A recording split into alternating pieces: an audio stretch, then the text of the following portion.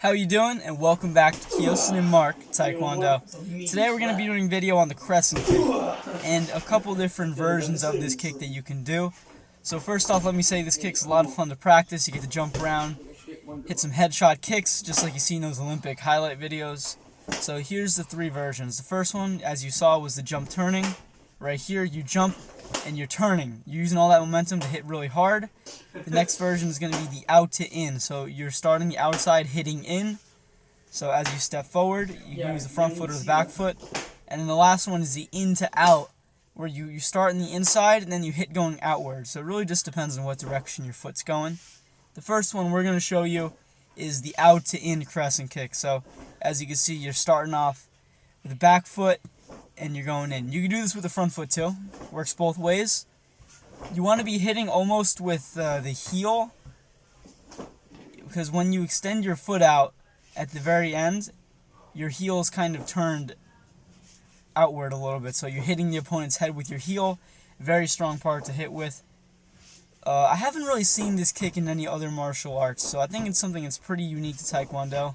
It's a nice kick. I like to practice it, you know. You can work that into your sparring, see what you can do with it. It's a lot of fun. Here's a front view, so you can see the trajectory of the kick. You see how it starts on the outside, and it comes in. Now, don't overdo the coming from the outside part. You don't need to stick your foot out and make a full rotation. You just need to get enough of a trajectory to make it turn. So don't overdo it. So we're just working on the pork chop pad here. So we're going 5-on-5. This is the out to in crescent kick. As you can see, hands stay up during this kick. You don't need to drop them. And you're hitting head height. I mean, you could probably hit body height, but this is not one of those kicks that's really good to the body. This is more of a headshot type kick. And just like that. And here's another thing to watch. This kick, you can do it from front stance or back stance. But whatever you're doing, the foot that is not kicking has to be solid. So some people like to go on their tippy toes to try to get some more height or something, and that's a very unstable base. You can get knocked over a lot easier. So you want to just have your foot planted, just like any other kick. And just like that. So great headshot kick. Look at that moving around. So after this, we're going to move on to the in to out crescent kick. It's pretty good. So again, like I said, it's almost the same thing except you're moving the different direction. So watch up here. So you go in, hitting out. In, out. This is great because it's kind of a weird angle to kick at, and your opponent sometimes doesn't expect it, because they'll see that back foot move as if you're going to throw a round kick. So they'll be ready to block, say, on their left side, but then you're going to come around, hit them on the right. So this is good. Very similar to the hook kick. In my opinion, whenever you can use a crescent kick, you could probably also use a hook kick. It really depends, though, because I think that they each have their own advantage. Like the crescent kick, you can get a little more reach going than a hook kick, but the hook kick I think can hit a lot harder. But it really depends on what you're doing. So as you can see, moving in to out, you can keep your hands up for balance and also to not get punched. And same as the other kick, you extend out once you kind of get to the end of the kick. So watch. So you go round and out. You're kind of hitting with the base of the heel again, but it's not as turned as a hook kick is. It's more your toes are going to be straight up. So these kicks are very related. I think, honestly, they were the same kick at one point, and then they kind of diverged.